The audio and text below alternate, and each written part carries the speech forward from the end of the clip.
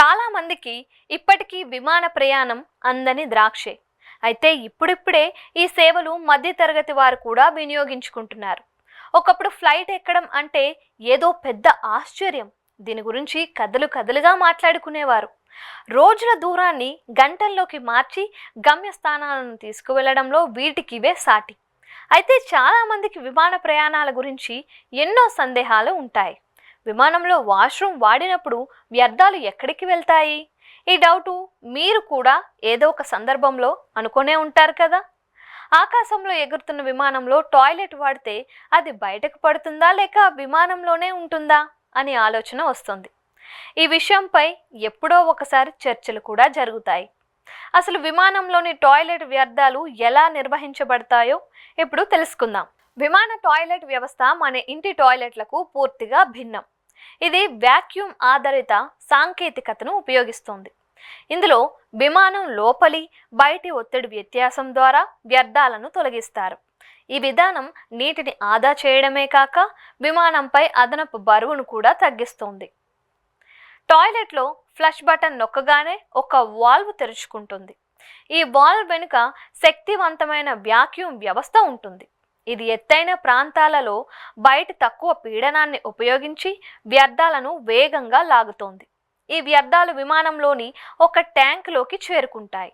ఈ వ్యవస్థలో నీటి వాడకం కూడా చాలా తక్కువ. ఇంటి టాయిలెట్కు ఒక ఫ్లష్కు 6 నుంచి 10 లీటర్ల నీరు అవసరమైతే విమాన టాయిలెట్కు కేవలం 0.5 నుంచి 1 లీటర్ చాలు.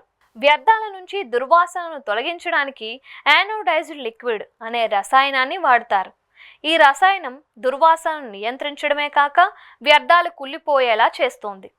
ఇది పర్యావరణానికి హాని కలిగించదు, ఎందుకంటే వ్యర్థాలు ట్యాంకులోనే నిల్వ చేయబడి తరువాత సరైన రీతిలో పారవేయబడతాయి. విమానం నేలపై ఉన్నప్పుడు లేదా తక్కువ ఎత్తులో ఉన్నప్పుడు ఒత్తిడి వ్యత్యాసం తక్కువగా ఉంటుంది. కాబట్టి కొన్ని విమానాల్లో వాక్యూమ్ పంపులను ఉపయోగిస్తారు. ఈ పంపులు చిన్నవైన సమర్థవంతంగా పనిచేస్తాయి. విమానంలోని వ్యర్థాలన్నీ ఒక మూసి ఉన్న ట్యాంక్లో సేకరించబడతాయి. ఈ ట్యాంక్ అల్యూమినియం లేదా మిశ్రమ పదార్థాలతో తయారవుతుంది. లీక్ కాకుండా రూపొందించబడుతుంది. విమానం ల్యాండ్ అయిన తరువాత గ్రౌండ్ సిబ్బంది ఒక ప్రత్యేక ట్రక్, లాబరేటరీ సర్వీసెస్ లేదా హనీ ట్రక్ ద్వారా ఈ ట్యాంక్ను ఖాళీ చేస్తారు. ఆ వ్యర్థాలు మురుగునీటి శుద్ధి కేంద్రాలకు పంపబడతాయి.